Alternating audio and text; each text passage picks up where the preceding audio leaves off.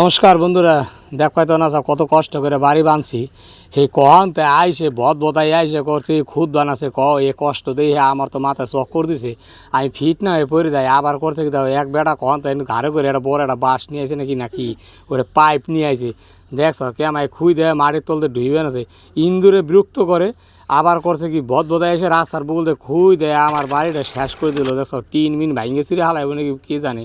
হায় হায় এ দে হ্যাঁ আমার গিরের মধ্যে দরবর করে উঠছে।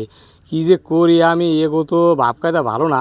আমি শিগগিরে বাড়ির মধ্যে আইলাম, বাড়ির মধ্যে আইসে ইচ্ছিরে মাথা চক্করতে বসে গেলাম। খাইছে এই বেড়ার তো মাথা পাগল হয়ে গেছে নাকি কী করুম। এ মাড়ি আবার কষ্ট করে টাইনে উড়িবে নাছি যা কইরে থই গেছে। আমার তো আর অসহ্য এসে গেছে।